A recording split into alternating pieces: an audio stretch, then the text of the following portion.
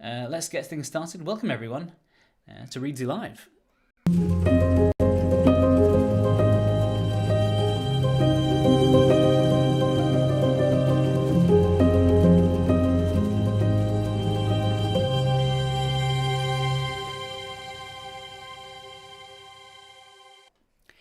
Welcome everyone to Reedsy Live. My name is Martin. I'm from the team here at Reedsy. We're a platform that connects writers and authors with some of the world's best publishing professionals. And indeed, one of these publishing professionals is here tonight, today, this afternoon, this morning, to show us how to write great scenes when it comes to creating, your works of fiction. Although I suppose this also applies to memoir. Well, what a smooth way for me to start this. There's going to be some great writing tips and some good insights into writing scenes, which I believe are the most sort of fundamental units of fiction that you have there. Thank you for everyone who's tuning in live. For those who are tuning in later, welcome. And for indeed, these live streams are available on YouTube and on the Reedsy Live homepage, hopefully in perpetuity. Yes, we have a lot to get through today, so without further ado, I'd love to introduce my guest, Oksana Marafioti. Oksana, how are you? Hi, Martin. I'm great. How are you? I'm doing good. The days are getting longer up here in Scotland, and so it's 8 o'clock and there's still a bit of sun outside and kids are playing, and yeah, it's all good. It's all good for me. And yourself, you've been a resident of Las Vegas, Nevada? Oh, yes, for a long time. So it's pretty much summer here now. It's It's just, almost perpetual summer here I guess it's these just days. different grades of hot, I suppose. Oh my gosh, yes. I'm not sure how I'm used to this, but powering through it, leaving town when I can. But yeah, I'm really pleased that you can join us. It's been a little while, I think, since you last had a presentation for us, but they're fantastic ones. I believe you did Thank some you. on character and structure for us. They're available in the comments in the description below, so not now, afterwards. Everyone can check them out at home. Um, I've got a presentation that you've sent over. I'll be sort of driving it from the background, so let me know if you need anything. Otherwise, All I'll right. see you at the end. Awesome. Thank you so much. Hi, everyone. It is great to be here. I love doing these presentations. I mean, I love teaching creative writing. I do this full time in addition to editing books. So this is my favorite pastime activity, it seems like. And writing scenes is especially important for me and fun because I love watching films and I have a film cinematography background. And if anyone here has studied film in any way or just loves movies, you will know that movies are made of scenes. And when we write, as writers, we don't necessarily think of writing as a cinematic experience for the reader, but it actually is. And this is why with my clients, when I edit books, I often have to do some introduction to writing scenes because this is one thing that I see the least of, especially in the first drafts of these books. And as Martin mentioned, this does apply to fiction and nonfiction. So, memoir, I'm a memoir writer, definitely applies. And I will actually start by sharing this experience that I had when I first started writing. Because I didn't really know much about the craft at all. I just met an agent at a conference and I had a life story that she became interested in. And I wrote what felt right, my first book. I poured my story onto the page and I trusted my instinct. I trusted instinct over structure. But when my editor read the first draft, her main feedback kind of confused me. She said, it really reads like a summary. You're keeping the reader at arm's length. Let them in. And I said, well, I don't understand. What do you mean, let them in? This is words. This is writing on a page. I think I'm doing everything right. And she said, write scenes. Can you just write more scenes?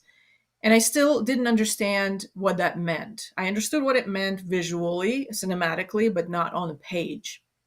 So she gave me this analogy that I still use to this day with my clients.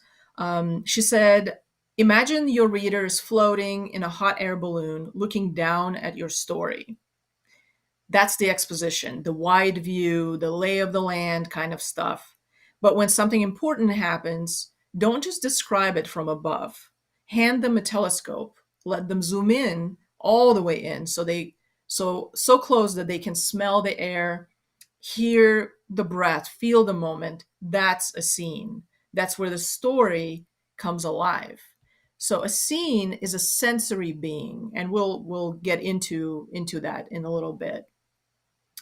It is a living moment, the one that pulls the reader down from the sky and into the beating heart of your story. And we're going to explore this particular process in this webinar. So let's go on and start with the first slide. And in this one, I'm just going to ask you all to kind of, I love kind of interactive generative workshops. This is what I usually teach. And in generative workshops, we often start with exercises.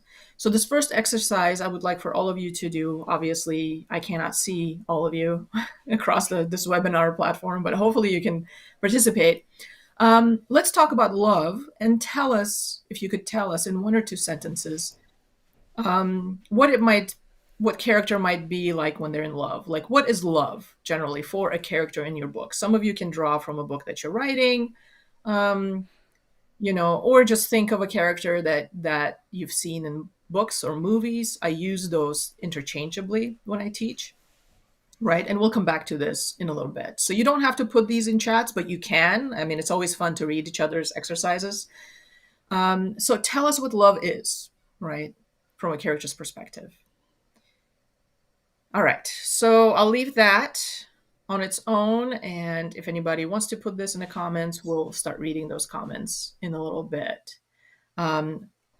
Next, let's talk. Sorry, you want to move on to the next one? Or? Yes. Let's talk about conflict. So conflict is at the core of a scene, right? So we always start with the definition. And I know that we know the words, right? A lot of the words, well, if you didn't know any of the words I used, we would be in trouble, right? We know the word conflict, but as I teach in my classes when we talk about linguistics, right, is that we often use words that we use when we write, when we speak, that we don't quite understand, right? We don't really know the meaning of. And this is why, there's the saying, can you just say what you mean? Because it's so hard to say what we mean, because often the words that we use might not be as accurate as we want them to be. So I always like to start with the definition of conflict, which is simply a clash between opposing forces, ideas, or desires. I'm reading some of the comments. They're awesome. Nice. In the story, conflict is what makes something a story instead of just a list of events. And this is because the reader constantly asks why, right? So the reader is going to ask every time something happens in the book, whether or not you set it as a scene, the reader is going to perceive it as a scene. And every time there's something happening in a scene or in a story, the reader is going to say, why is this happening? Every scene should center, therefore, on a conflict, internal, external, interpersonal, or environmental. Okay? If there is no resistance, there is no story. And I know some people use, when I teach classes in person, we have fun looking at stories, usually short stories, where there is no conflict. And often there is conflict that's just internal or interpersonal. So by conflict, we don't necessarily mean, buildings exploding or people yelling and screaming at each other. And we're going to look at some examples of very subtle or even subtextual conflict. The conflict questions to ask, therefore, right, when you're trying to kind of set your own understanding of what drives your story, is what does my character want? What or who stands in their way? And what's at stake if they fail? And by the way, I want to note something here. When I am teaching these classes, they are basically anatomies of things, right? So anatomy of a scene, anatomy of dialogue, and things like that. Please keep in mind that you don't have to do this as you are writing your stories. Often we get bogged down by all the information that we get from all of these classes and all of these books that we read, and we try to make sure that we're writing it to that information. but that often will prevent us from finishing our books because we just get so overwhelmed and we think that we just can't do all of it, right? We think professional writers just sit down and they're like a computer. We can just figure everything out as we go. And that's just simply not true.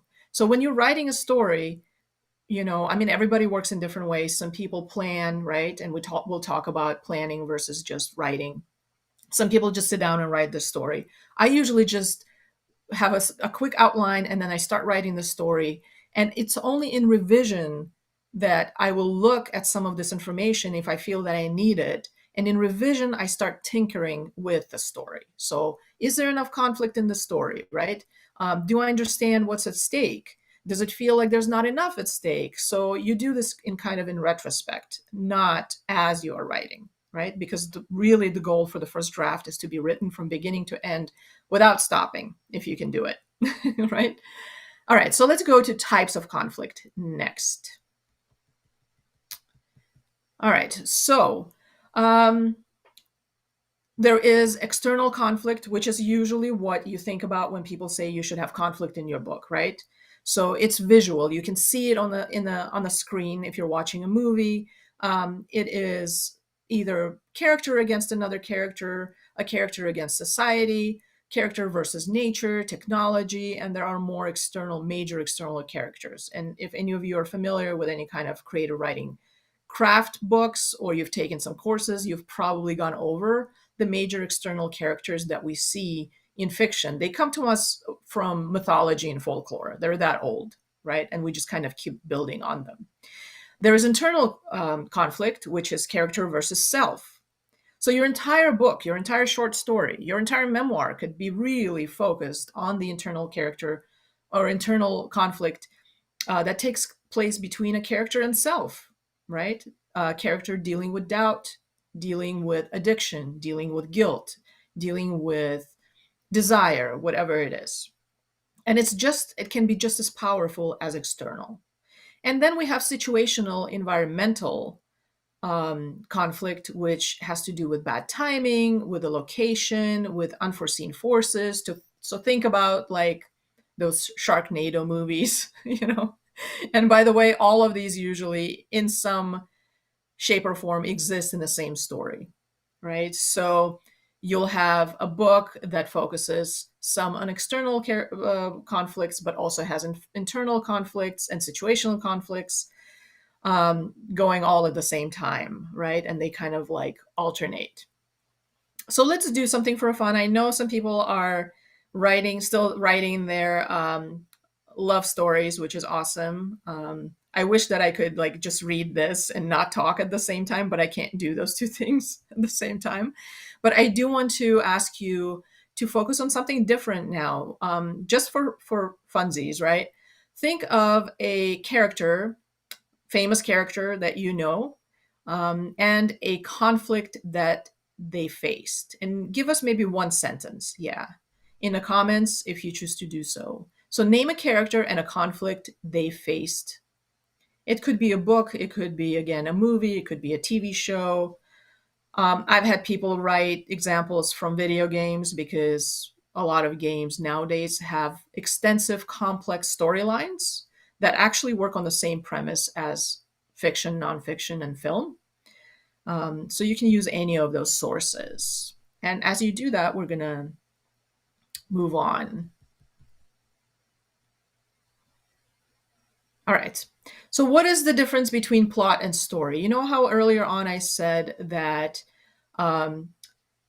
conflict and story is not about just things happening one after the other, right? There is tension that is present.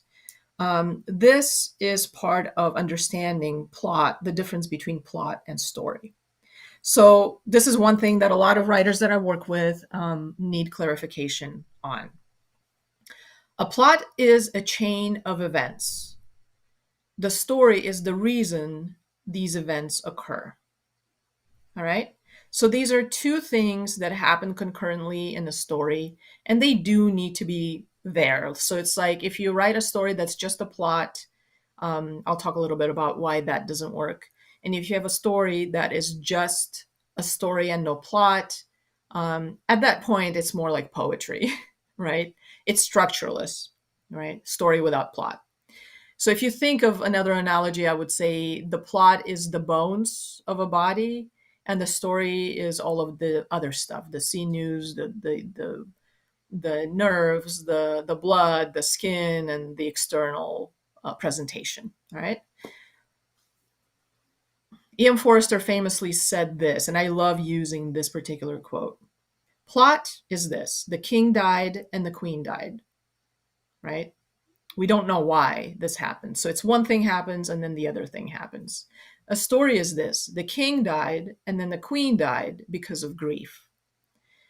So a story answers all the whys, right? Why is this happening? A plot, you can have maybe 20 plot points in your story, 40 plot points in your story. In other words, turning events, right? But if they're not explained by the story itself, by the tension, by the conflict, the reader doesn't really understand why those things happen, the connection. And because I'm an academic, for those of you, if we have any academics in the room, think of this: if you're teaching somebody about academic writing, you would say transitions. You need transitions, right?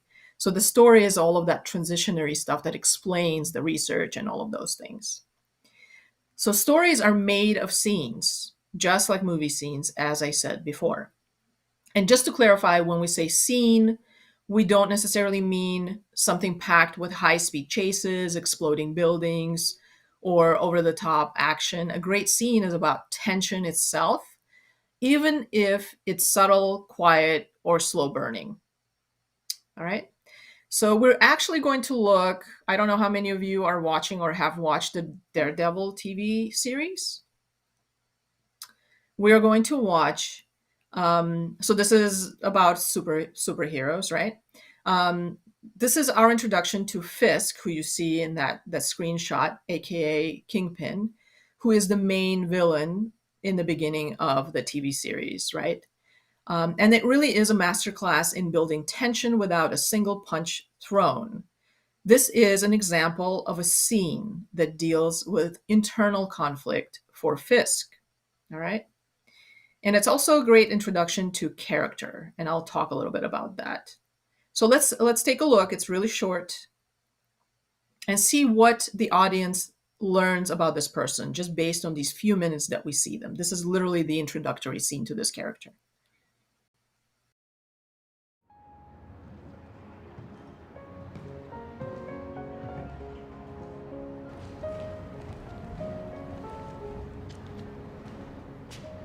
There's an old children's joke.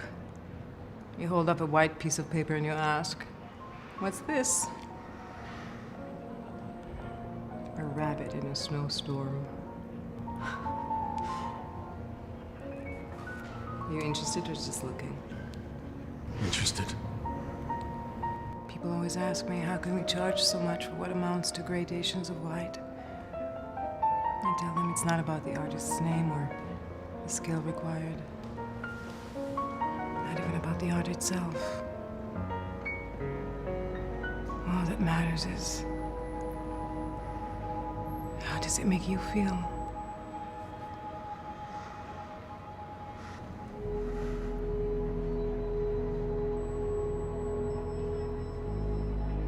It makes me feel alone.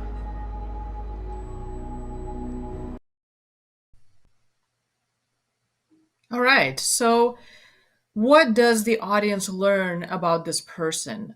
He only really says one thing: it makes me feel alone. In film, just like in books, the first time you introduce a person, it is pivotal to, essential to the reader's understanding of who they are.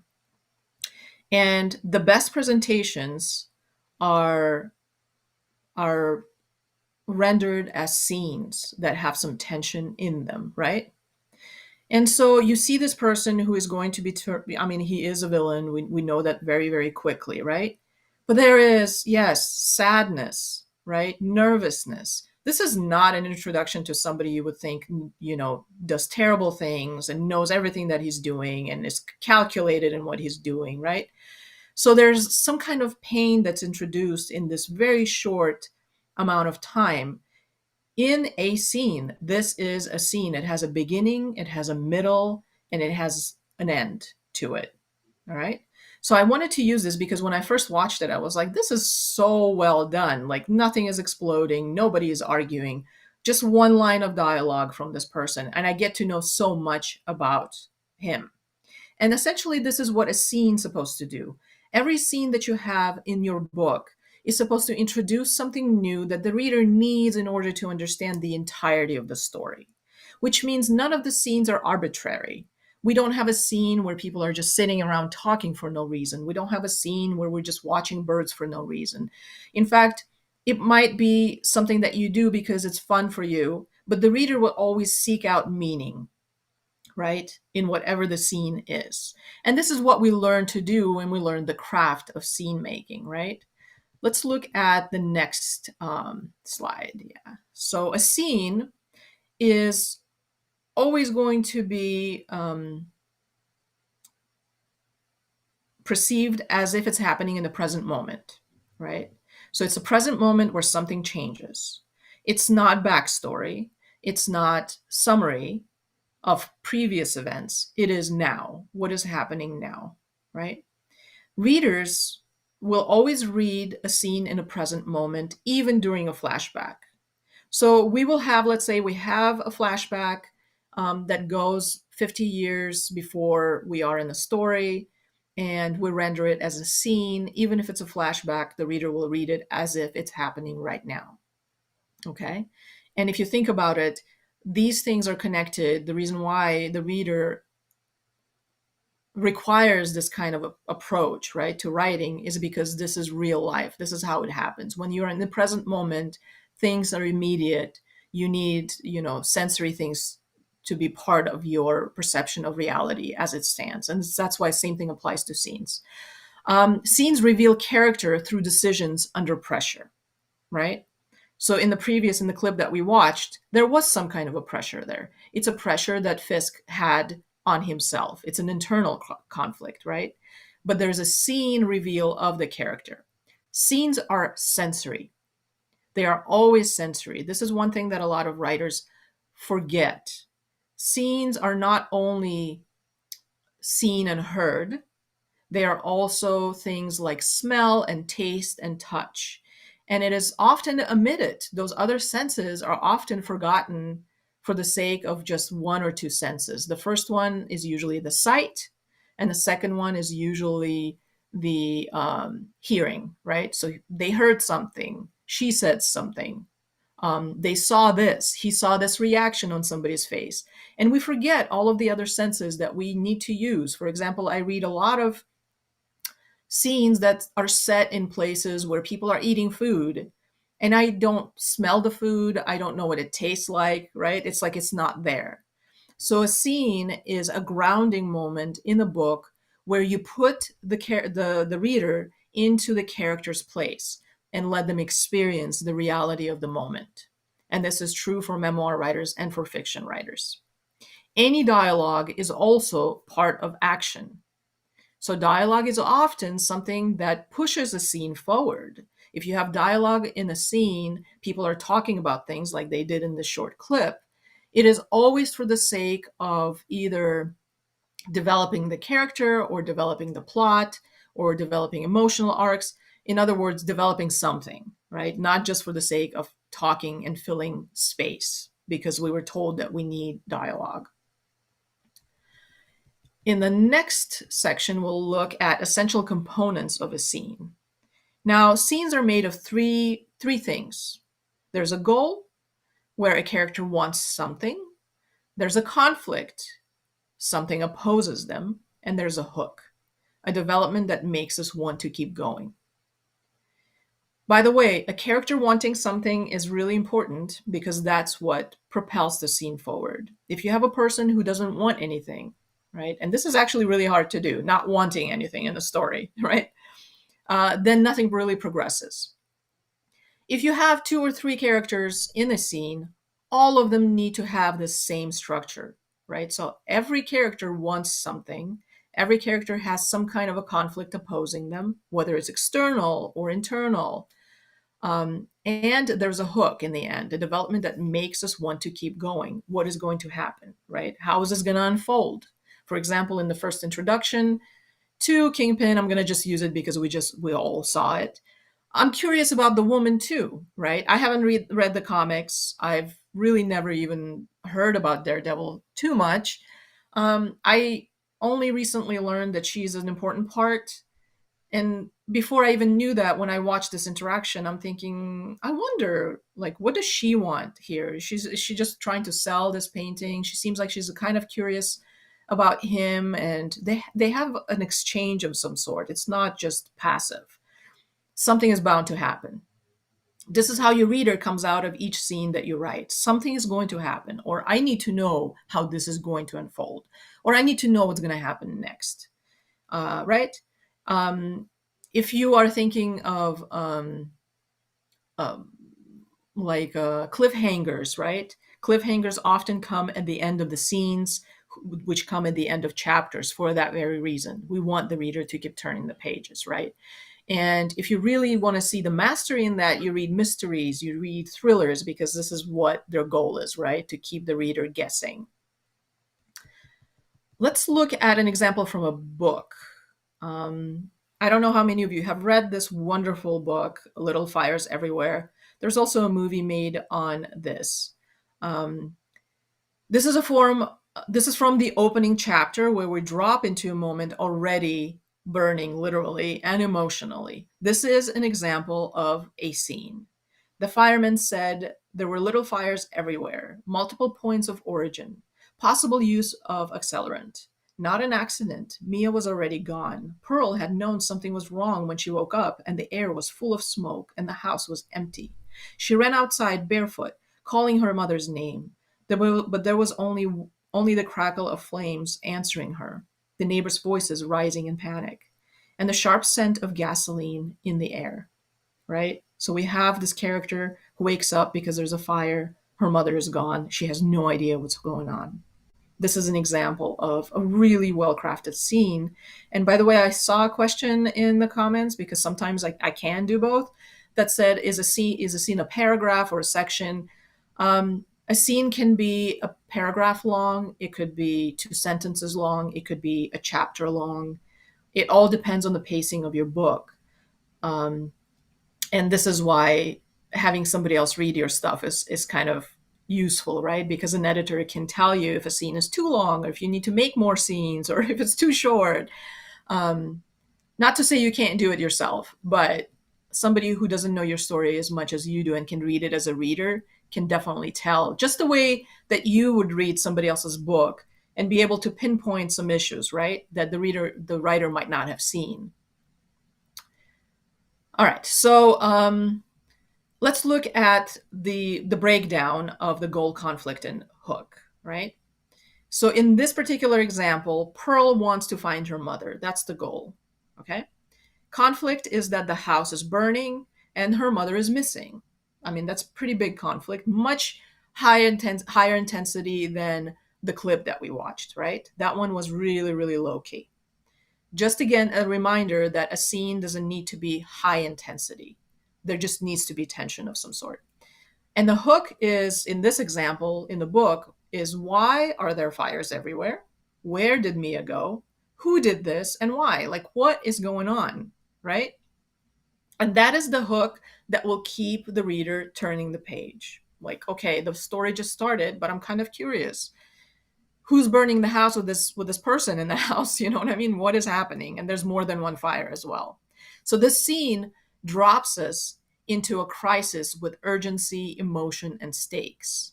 And that's what powerful scenes do. They make us feel and need to know what happens next. All right?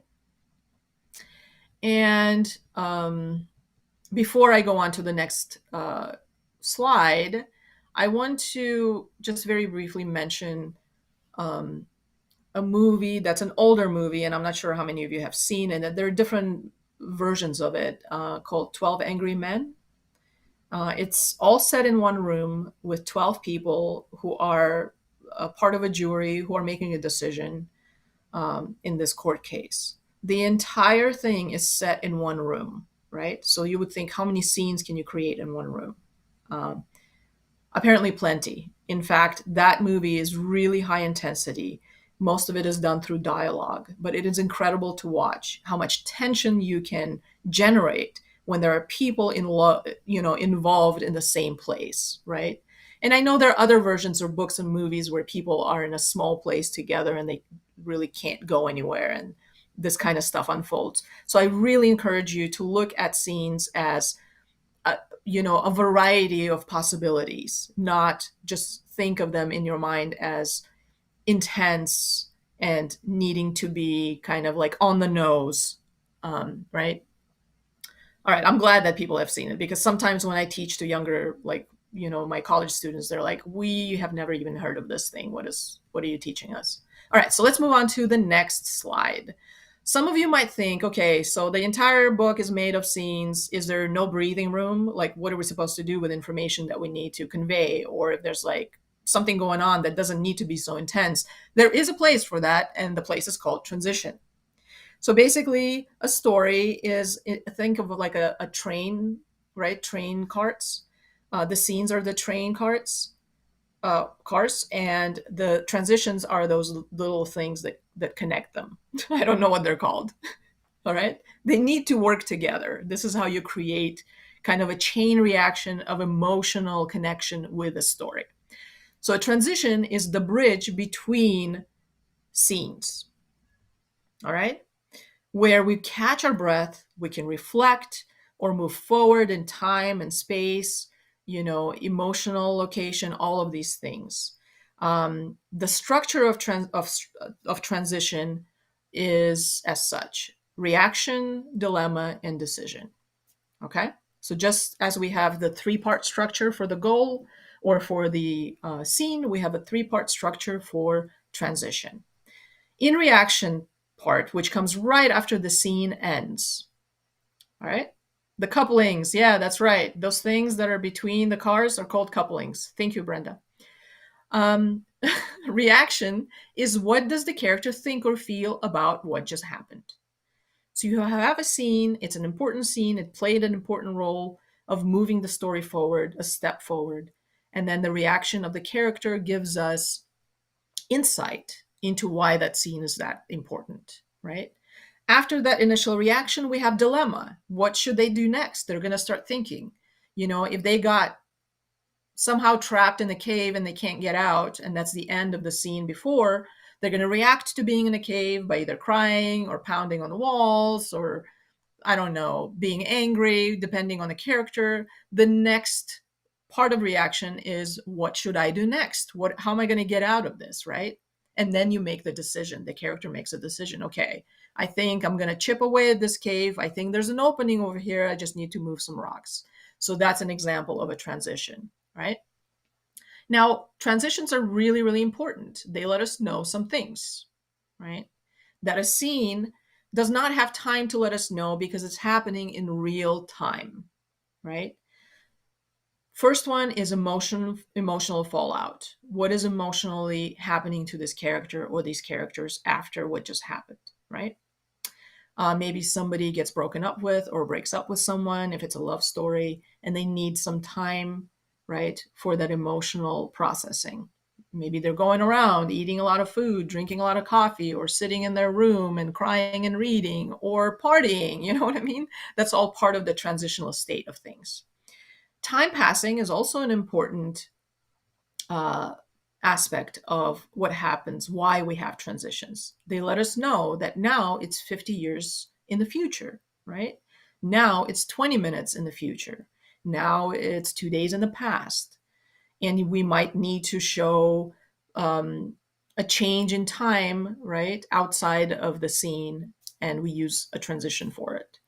It can also let the readers know that the location or the stakes are changing, right? And in addition to that, it can show us that the character development is happening through choice and thought. And this is the most important part. Our characters and our stories are like real people to our readers, right? And for those of you who are avid readers, you know what I'm talking about. We can cry for them, we can laugh for them or with them, right? But we also need to have introspection. We need to understand why they're making certain choices. Even if they don't know why they're making the choices, as reader, we can see, why we can perceive through subtext or whatever is happening, why they're moving towards a different choice. What are their thoughts, right? What are they thinking about what just happened to them?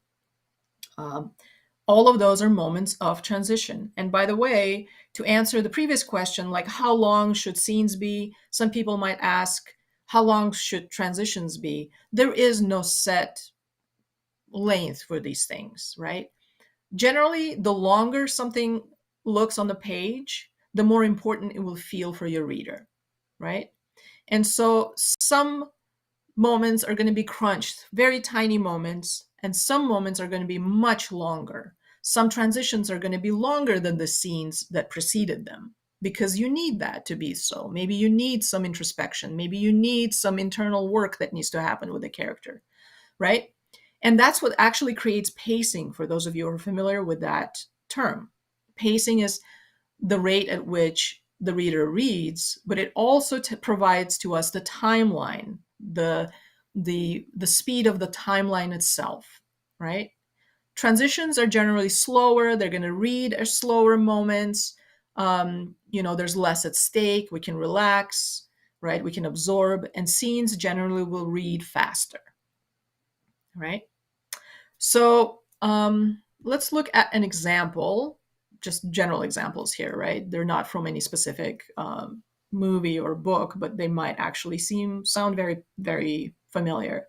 After a heist scene, a transition might show the crew decompressing, panicking, or planning the next move. And once they decide the next move, this is when the next scene starts.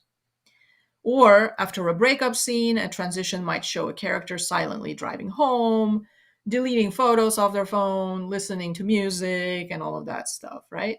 They might even call up a friend and have a conversation with a friend, which could all be part of the transition, because in the end of the transition, they're going to make a decision, right? And that decision is going to lead them to the next step, the next scene. Let's talk about show versus tell. How many of you have heard people say, you need to do more show, less tell?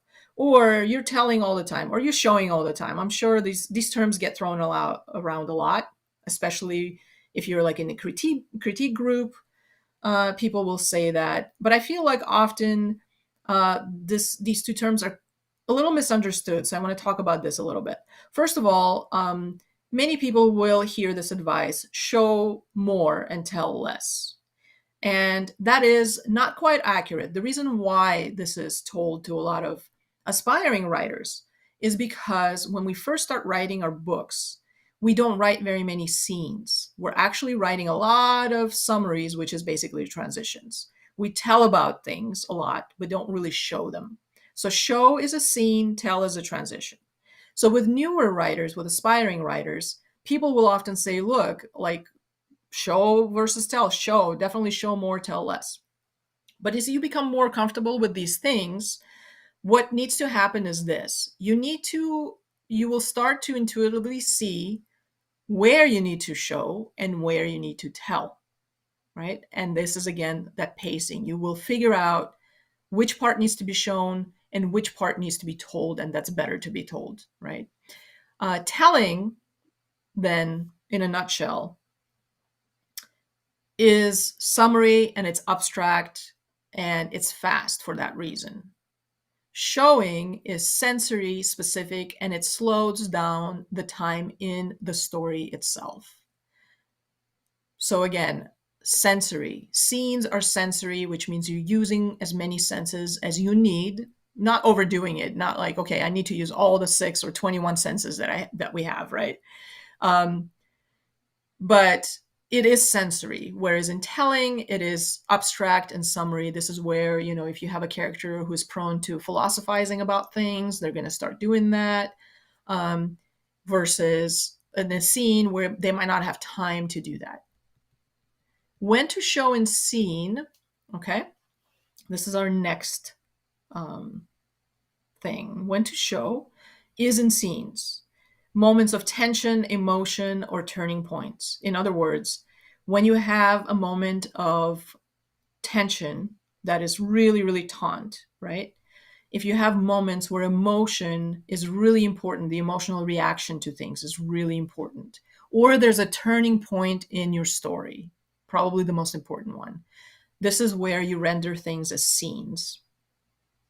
When we need to feel something rather than just know it, you render it in a scene, right? Because we feel through our senses. We don't feel when somebody summarizes the senses to us. When to tell then? You tell in transitions, when you need to move quickly through less important moments, when you provide context or reflection. So if you need to explain something, let's say a person's motivation is very important for you to explain it and you couldn't really show it in the scene, then you render it as a transition. And as I said before, you mix both of these together. Good stories rely on this rhythm between the two, which is a part of what creates pacing itself. Rhythm of a story is just as important as rhythm in music. For those of you who are musicians like I am, without the rhythm, melody doesn't really, it can become too abstract.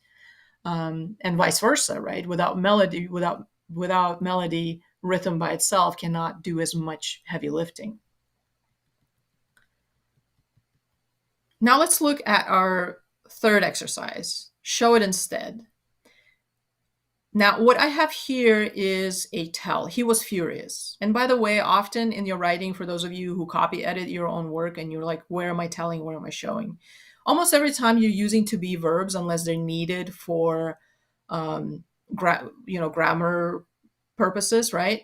To make your grammar correct, you're probably telling. So he was curious, he was furious, she was hungry, they didn't know what to do, anything like that. Well, I guess that didn't have the to be. I mean, there's so many different ways of telling, but generally, if you have the to be combination, it is telling.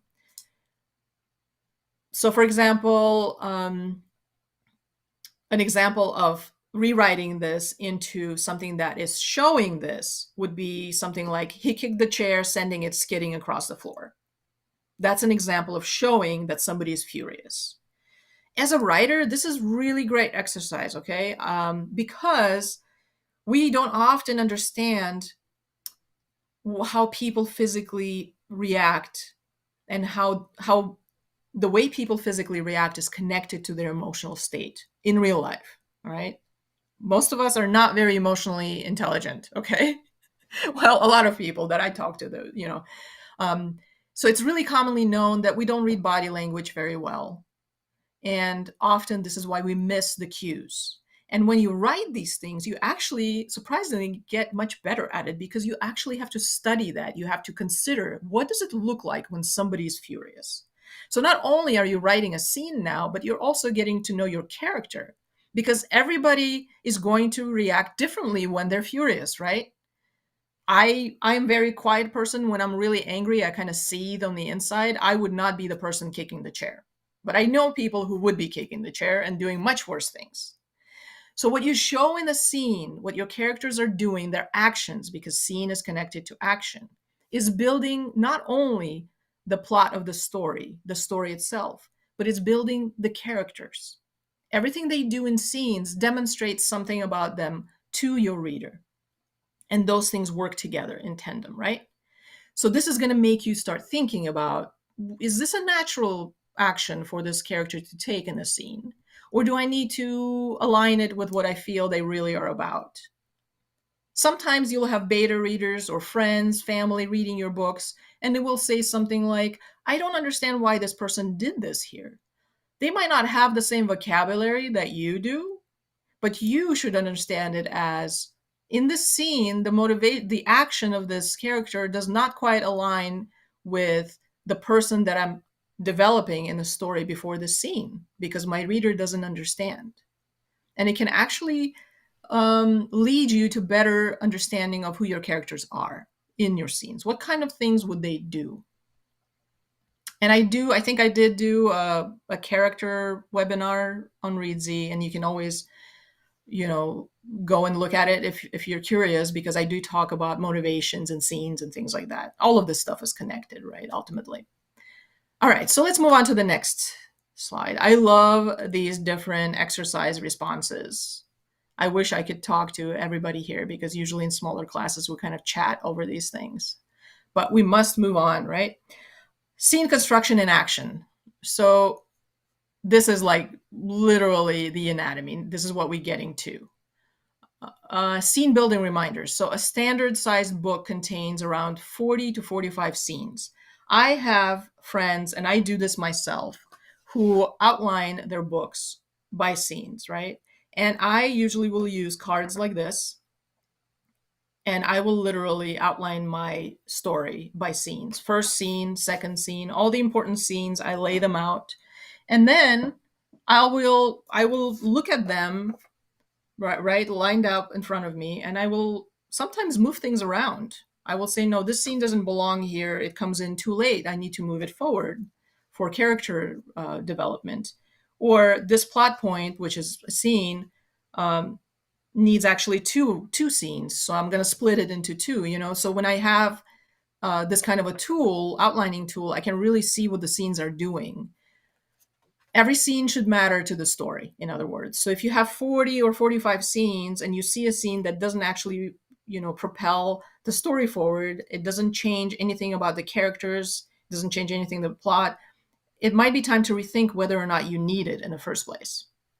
A clear goal creates momentum. Every scene has a goal, which will move the story forward to the next one. And strong opposition creates the stakes. And some of you might have heard this from, if you have editors or other people reading your books, you might have heard that kind of language. Like, what is at stake here? I don't understand what's at stake, or the stakes need to be higher.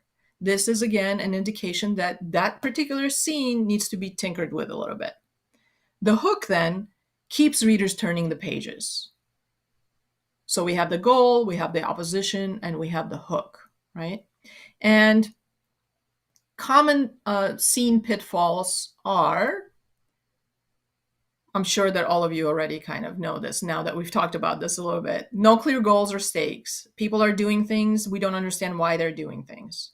The reader or the writer might have thought that this was a great setting to set a scene in, and they just want it there. However, it might not be a scene, it might be a transition, or it might need to be taken out completely. Passive characters, that's another one. A character who does not want anything, has no desire, creates no tension for the reader. Now, there is such a thing as static character. We have Sherlock Holmes, we have early James Bond. Those are static characters who do not really change throughout the lifetime of their stories, and they have multiple stories. However, they're there to serve the bigger story. And even if they are static in terms of character development, if you go back and analyze them, you will see that when they are in a scene, they always have a desire. For Sherlock Holmes, it might be a desire to find where this key came from, to find why this glass is stained with lipstick or something like that.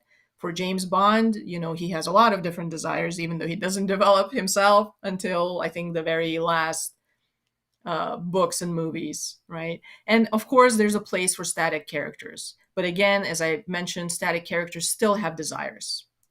The next issue that could be an issue is too much exposition and not enough tension. Exposition can come in many different forms, but it could even be, two people are caught in a scene, it's going really well. And then one person sits down and suddenly says, do you remember 20 years ago when grandma told us this and this and this? And suddenly for 2 pages, there's so much exposition about what grandma said that doesn't serve the story in the moment itself. This might mean that some rewrite is necessary, not necessarily removing the scene completely, right? But adding some kind of tension to it, maybe reducing the dialogue to the most important parts.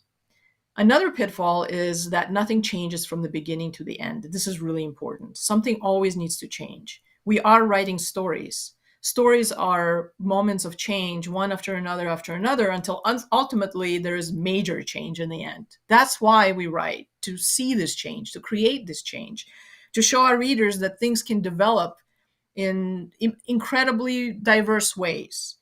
So if there is no change in the end of the scene, it means that there is no tension. It means that there is no learning pattern for our reader. And now readers don't just read the stories, they want to be affected by them. If there is no change, there's no effect. And I think I mentioned this before. Longer scenes create greater emotional in our readers' minds. If you have a longer scene, they will perceive it as emotionally significant or very significant to the plot. And shorter scenes will be really great for momentum or shock. All right, I love these other ones. Yes, Sherlock Holmes is, believe it or not, static. In terms of, sorry, I'm like responding to the comment. In terms of his own character development, let's do another exercise. We're going to rewrite the passage that we wrote in the very beginning, but this time we're going to show love. So I couldn't, unfortunately, read all of the responses. If you perceive, like if you go back and read your stuff, the response to the first exercise, see if it is a tell and see if you can rewrite it as a show. What does your character do that reveals they are in love? Actions speak louder than words. Believe it or not, that is also true for us writers because our readers are going to see our writing in action. I don't know if this sounds familiar. When you read, words disappear, don't they? You just see this movie playing in your head of the characters and what they're going through, right? And so we as readers see action on the page generally. I have an example here. He rewrote the text 5 times before sending just hey. This is realistic. The people do this all the time, right? She drove 30 minutes out of her way to just see him smile for 2. Okay, somebody might think this is sappy, whatever. Some people do this kind of stuff. And there's so many different expressions of love. And again, this goes back to understanding who your characters are. How does your character show that they are in love versus other characters? They're all going to show it differently.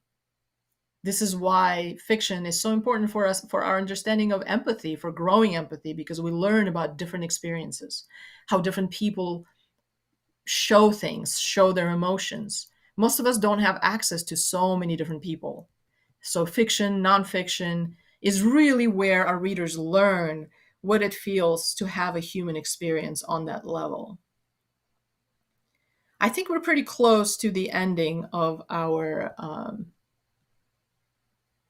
the content itself, but I just want to do like just a few takeaways. I mean, I know that you can all go back and reread and listen to this again, but it's always have something concrete in the end. Conflict is the fuel of every scene. Conflict, again, internal, external. Scenes are where stories come alive. Transitions give them shape. Scene is going to feel like your character and your reader are the same person. This is why it's important to work on scenes like you would if you were a jeweler creating a ring, under a little glass, making sure that every little bit fits just right. Showing creates immersion, telling gives clarity. And we need both of those things. It is the zooming in and zooming out experience. And a strong scene definitely needs a goal, resistance to that goal, especially if you have multiple characters, which means resistance to all of their goals at the same time, and a reason to keep going. And the reason to keep going is why we read, right? Why other people read, why we get so immersed in stories from beginning to end. And I think with that, we can move on to questions. Yeah. Yes, indeed. Yes, in here on YouTube on the chat bit, you can drop in some questions and we'll take some time to field a few of them. I had the URL to Oksana's profile here on Reedsy. Oksana, on top of being an educator and an author, she is an editor available here on Reedsy. Oksana, what sort of projects are you sort of on the look for these days? I am loving genre fiction, so sci-fi, fantasy. I would love to see more horror. But of course, memoir is what I started with, and I usually edit quite a bit of memoir.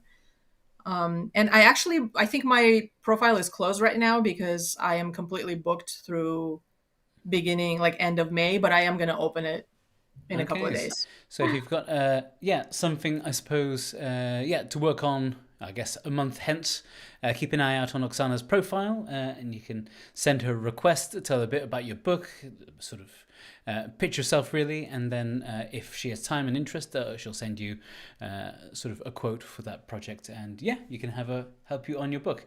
Well, let's see it. Cool. Got lots of questions coming in. Let me see.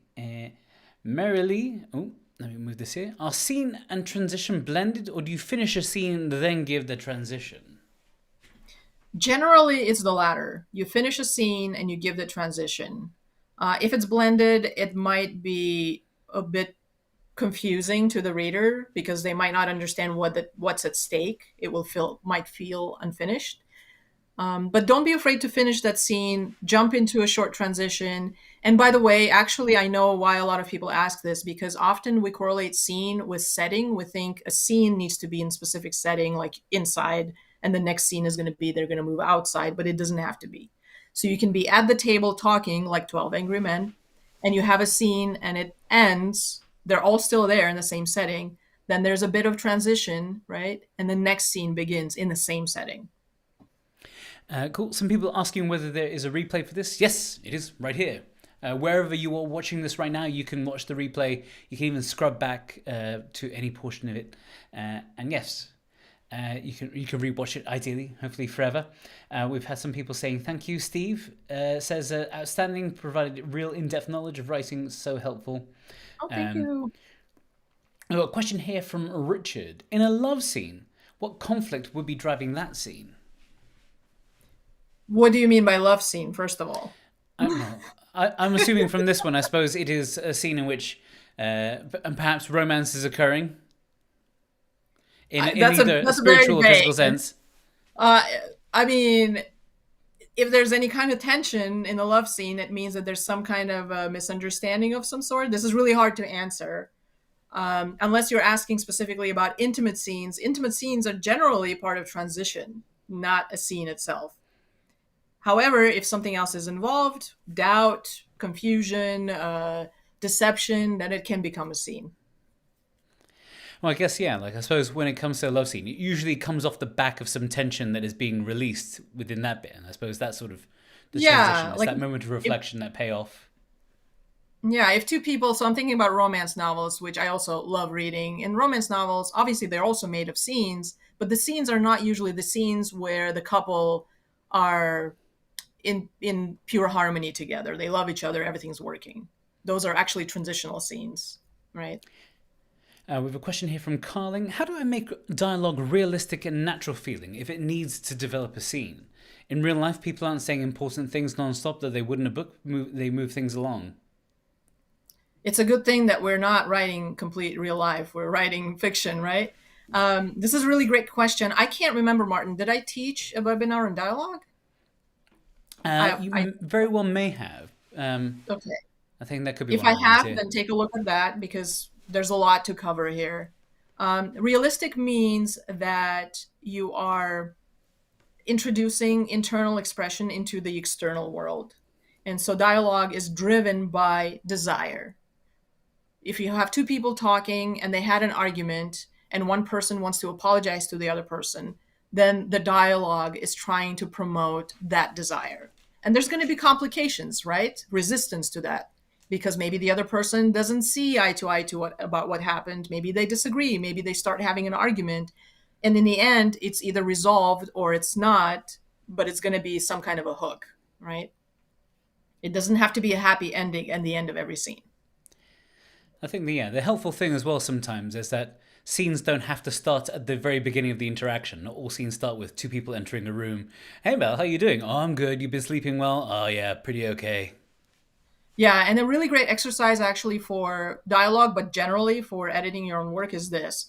If you, let's say you have a scene that's a page long with dialogue, and you're not quite sure if the dialogue is important enough or what it's doing really, what you can do is set each line on its own line. So each sentence on its own line. literally each sentence. So this could be a sentence like a dialogue, and then the action tag after that will be on its own line below. And basically you split the page, it's going to be much longer. And when you read your writing a sentence at a time on its own line, you will immediately see what's going on and what you need to do. Do I need to introduce more tension? Are there sections where I'm repeating myself? The characters are saying the same things. So try that. It really does help. Let's see here. This is another broad one. I apologize. Rob asks, can you talk more about internal conflict? I guess maybe to sort of elaborate more on the nature of internal conflict.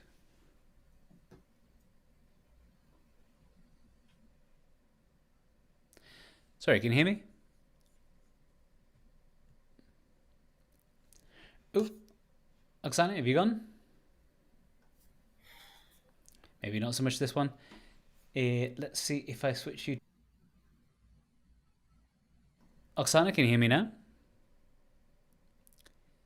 Okay. I wonder if, because we've hit the 1 hour mark, Oksana's having trouble hearing from me.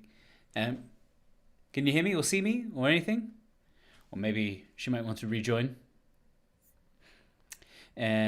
Potentially, I think she's stopped seeing this, which makes me wonder, is everyone at home seeing this? Let me know if you are still watching this wherever you are. I can still see the comments coming in. Let me send Oksana a quick email, maybe. Anyway, if there's anyone with a few more questions, let me... Oh, she's popped off. Maybe she'll come back on in a second. Here she is.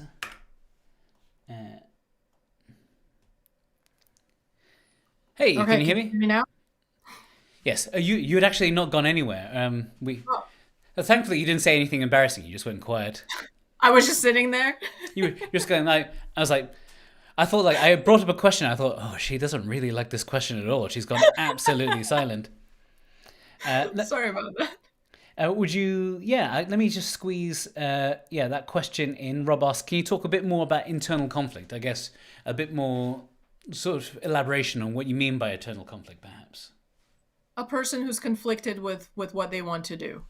For example, let's say we have two characters and one of the characters cheats on the other character in a relationship and then breaks up with them. And the second character who was cheated on and broken up with is spending days and days trying to figure out what they're going to do. It's internal conflict. There's nothing they can really do, right? They're trying to make the decision. Do I really want to be with this person? Should I call? Should I leave them alone?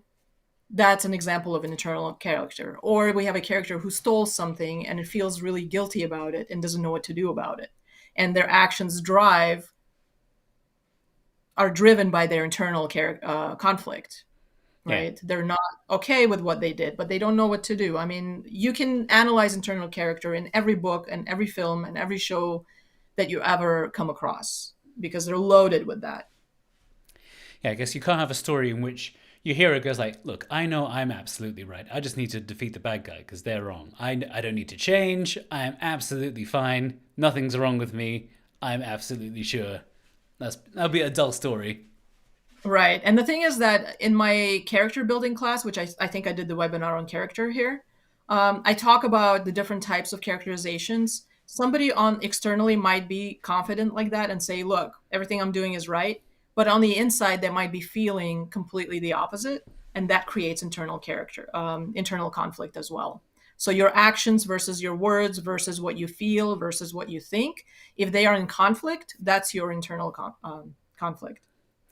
Cool. All right. Well, I think that's sort of about time for that. Lots of thanks on here for this. It's been a really, really great one. Everything you sort of done for us is fantastic. If you haven't seen them already, I've linked to them in the description here. You can watch some of the previous classes Oksana has done for us. As I mentioned, her profile is on Reedsy. It's not open just now, but you can send her a request perhaps a little bit later in the month when she has a bit more time.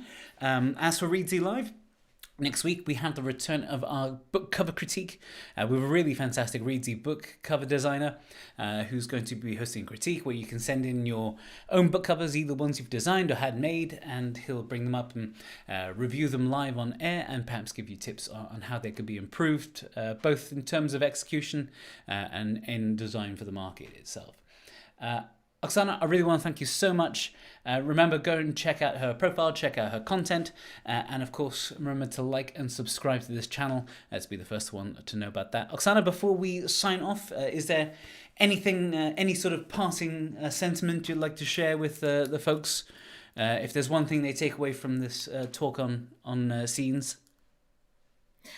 Yes, it's something that I was talking to with one of my kids who's writing stories too at 15, started writing and still writing, which is great because it's not easy to do so.